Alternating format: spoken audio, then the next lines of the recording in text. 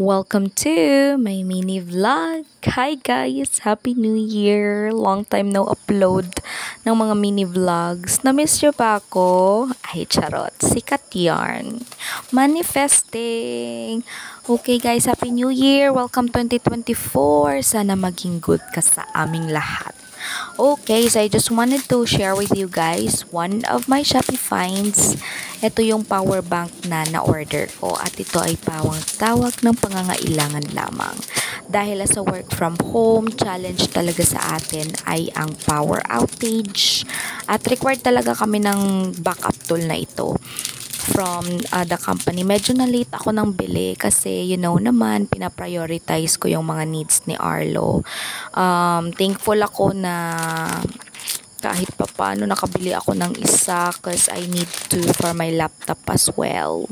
Pinaprioritize ko muna tong sa internet router ko kasi yung Lapi carry lang naman, medyo matagal-tagal siyang malobat, so okay lang, aabutan pa siya ng pagbabalik ng kuryente in case mag power outage.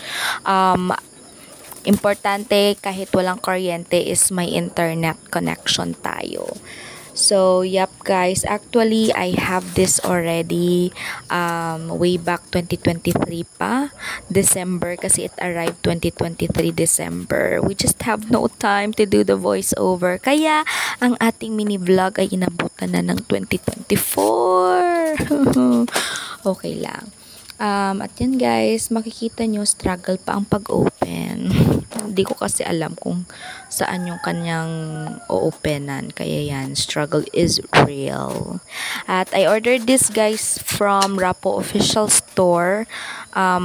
This was from Flash Deals actually. So this is a Rappo WB30 Pro na 3000 mAh.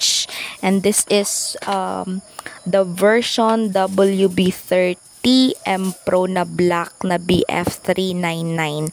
Ito yung pinakamurang version niya.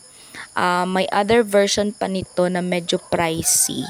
But tinry ko muna tong mura, 'di ba? Pag nag-work yung mura, the goods, no need to buy the most expensive na version niya. And I like it guys kasi heavy siya. Legit na legit talaga. And since, yan guys, may freebie ni seller sa akin yan, yung mini LED light. At saka with charger na yan na cord.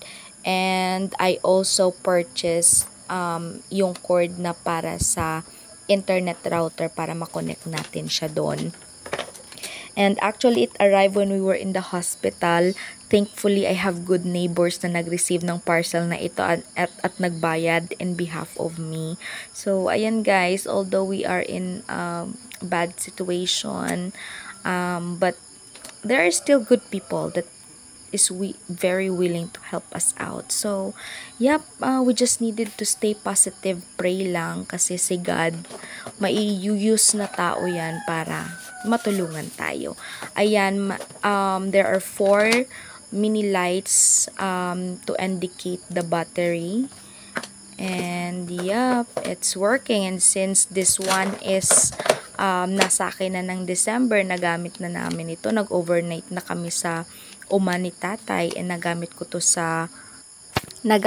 sa portable mini fan ni Arlos. At all good talaga siya. Kaso yung charging time niya is medyo matagal, 10 to 15 hours bago siya ma-fully recharge.